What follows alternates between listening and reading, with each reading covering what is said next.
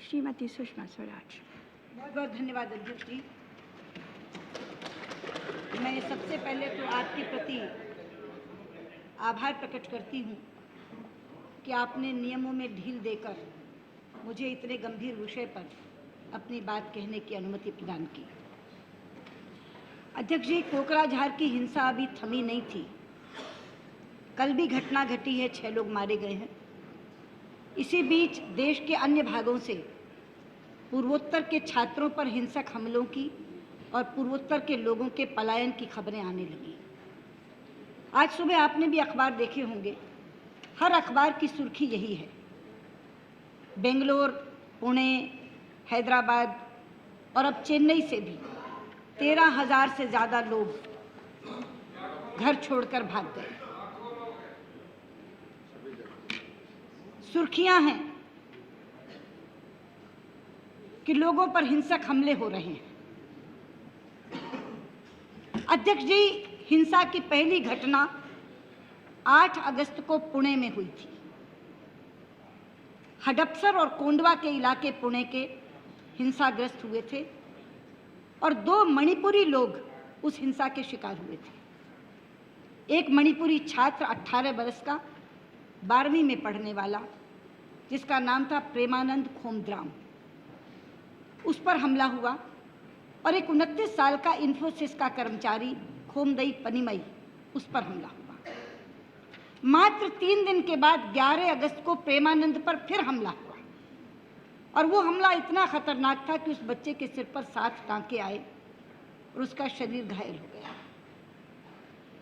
अध्यक्ष जी, एक Bodo security guard पर हैदराबाद में हमला हुआ।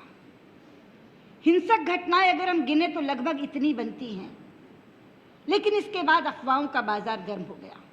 बेंगलोर में, पुणे में, हैदराबाद में और अब चेन्नई में जगह जगह ये कहना शुरू कर दिया, अब केरल भी जुड़ गया, कि आप यहाँ सुरक्षित नहीं हैं, अपना घर छोड़कर भाग जाइए।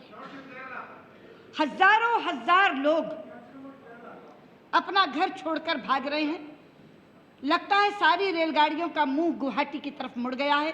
जिसे गुवाहाटी की मिल रही है गुवाहाटी की पकड़ रहा है, जिसे कलकत्ता की मिल रही है कलकत्ता की पकड़ रहा है। अध्यक्ष जी, कल 20 बच्चे मुझे मिलने आए। उसमें पूर्वोत्तर के कई राज्यों के थे, अरुणाचल से थे, मणिपुर से थे, बोडो स्टूडेंट्स यूनियन का जनरल सेक्रेटरी भी था। उन्होंने मुझे आकर के कहा कि हमें धमकियां मिल रही हैं कि 20 तारीख से पहले पहले तुम अपना घर छोड़कर चले जाओ, वरना तुम्हारे साथ बुरी बनेगी।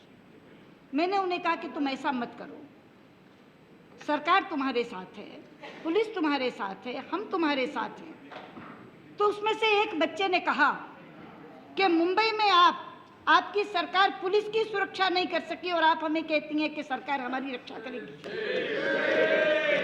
अध्यक्ष जी, उसके इस बात ने मुझे निरुत्तर कर दिया।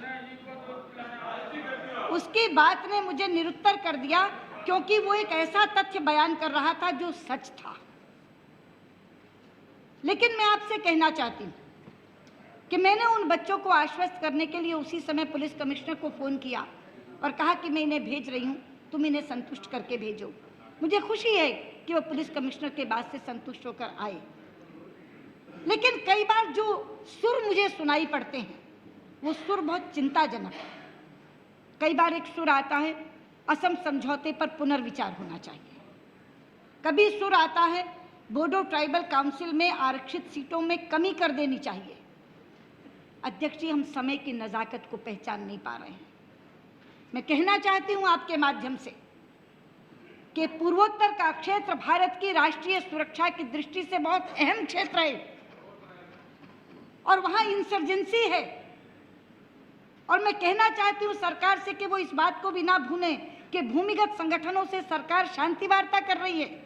उनमें से कुछ संगठन ऐसे हैं जहां आपकी वार्ता पूर्ण होने वाली है। अगर हम इस राह पर चले जो सुर में सुन रही हूं तो सरकार की विश्वसनीयता पर प्रश्न चिन्ह लग जाएगा। इसलिए मैं कहना चाहती हूं, आज दलगत राजनीति से ऊपर उठकर इस सदन के माध्यम से केवल 2 मांगे करना चाहती हूं, 2 अपीलें करना चाहती हूं। पहला तो ये कि केवल मौखिक आश्वासन हम न दें। बेंगलोर में आपने देखा, वहां के उप मुख्यमंत्री, गृह मंत्री स्वयं पहुंचे रेलवे स्टेशन पर। पब्लिक एड्रेस सिस्टम से उन्होंने कहा हम तुम्हारी सुरक्षा करेंगे, मत छोड़ कर जाओ। खाने तक का इंतजाम किया। मीटिंग बुलाई बेंगलोर के मुख्यमंत्री ने, दोनों तरह के प्रतिनिधियों की बुलाई, सारे नॉर्थ ईस्ट के लोगों को बुला करके कहा कि हम तुम्हारी सुरक्षा करेंगे। लेकिन मैं कहती हूँ वहाँ भी केवल मौखिक आश्वासन ना दें। जो भी राज्य सरकारें हैं, चाहे भाजपा की चाहे केंद्र की, और केंद्र सरकार भी, हेल्पलाइंस बनाओ, नंबर दो उन्हें, जहाँ वो रहते हैं उनके इलाकों में पुलिस बल स्थापित करो, पुलिस पेट्रोलिंग कराओ। उन्हें ये आश्वासन मिलना चाहिए कि ये लोग खड़े हैं जो हमारी सुरक्षा करेंगे। ये मेरी पहली मांग है। गृह मंत्री जी यहाँ बैठे हैं, जब तक आप हेल्पलाइन बना करके बच्चों को नंबर नहीं देंगे तब तक वो आश्वस्त नहीं होंगे। उनके हॉस्टल्स जहाँ वो रहते हैं, मॉल्स, खास तौर पर मॉल्स में इस तरह की धमकियाँ दी जाती हैं, उन मॉल्स के पास उस जगह पर पुलिस बल खड़े करो। ये मेरी पहली मांग है। और दूसरी मेरी मांग है इस सदन से कि ये सदन सुर में सुर मिलाकर आज एक बात कहे कि नॉर्थ ईस्ट के लोगों, तुम हमारे भाई बहन हो, ये देश तुम्हारा है, तुम इस देश के हो, तुम जहां चाहो पढ़ो, तुम जहां चाहो पढ़ो, तुम जहां चाहो रहो, कोई तुम्हें असुरक्षित नहीं कर सकता। हम तुम्हारे साथ हैं, सरकार तुम्हारे साथ है, देशवासी तुम्हारे साथ हैं। हम सुरक्षा करेंगे, ये सदन सुरक्षा करेगा, सरकारें सुरक्षा करेंगी, इस देश का हर वासी तुम्हारी सुरक्षा करेगा। ये सुर आज इस सदन से जाना चाहिए। ये मेरी आपसे मांग है।